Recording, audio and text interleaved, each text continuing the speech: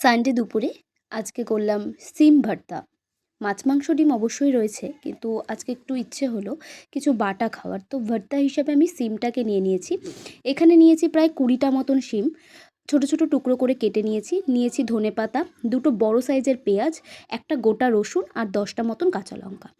প্রথমে শিমটা আমি একটু ভাপিয়ে নিচ্ছি, যে জলটা দেবো একদম যেন শিমের মধ্যে থেকে যায়, মানে জলটা আমার আর ফেলতে না হয়, কারণ না হলে শিমের গুণাগুণটা বাইরেই চলে যাবে। এবার একটা মিক্সার গ্রাইন্ডারে নিয়ে নিচ্ছি 5টা শুকনো লঙ্কা, 10টা মতন কাঁচা লঙ্কা, ধনে পাতা এবং রসুন, যে রসুনটা আমি ছাড়িয়ে রেখেছি সবটা, এবং নিয়ে নিচ্ছি সেদ্ধ করা ভাপানো যে শিমটা সেটা। আর অন্যদিকে আমি কড়াইতে কিন্তু বসিয়ে নিয়েছি, একটুখানি সর্ষের তেল দিয়েছি। সর্ষের তেলই কিন্তু ইউজ করবেন, সাদা তেল নয়। 2 টেবিল স্পুন মতন সর্ষের তেল দিয়েছি। তার মধ্যে দিয়ে দিচ্ছি কালো জিরে প্রায় 1 টেবিল স্পুন মতো, একটু বেশি করেই আমি কিন্তু দিয়েছি। এবার দিয়ে দিচ্ছি কুচনো পেঁয়াজটা কিন্তু আমি পেস্টের মধ্যে দেবো না, পেঁয়াজটা আমি কিন্তু তেলের মধ্যে দিয়ে দেবো। এবার ওদিকে দেখুন পেস্টটা আমি করে নিচ্ছি, পুরো সব উপকরণগুলো একসাথে নিয়ে ভালোভাবে পেস্ট করে নিয়েছি। এবার পেঁয়াজটা হালকা ভাজা হলে, লাল লাল কিন্তু হবে না পেঁয়াজটা ভাজা, জাস্ট সেদ্ধ হয়ে কালারটা চেঞ্জ হলেই হবে। দিয়ে দিচ্ছি শুকনো লঙ্কার গুঁড়ো।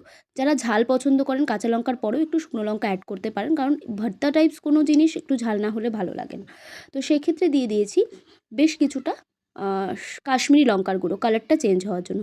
দেখুন আমাদের এরপর অনেকক্ষণ কিন্তু টাইম লেগেছে, কারণ যে জল ছিল, আমি কিন্তু পেস্টের সময় একটু জল ইউজ করিনি, তার সত্ত্বেও কিন্তু অনেকটা জল ছিল। যখন আমি কড়াইতে দিয়েছি একদম জলে ছিল। এবার কমপ্লিট হয়ে গেছে, দেখুন পুরো জলটা টেনে এরকম শুকিয়ে আসবে। দেখুন এর উপর থেকে আমি একটু সামান্য কাঁচা তেল দিয়ে দিলাম, আর গার্নিশিংয়ের জন্য আমি ওপর থেকে দুটো কাঁচা লঙ্কা এভাবে দিয়েছিলাম।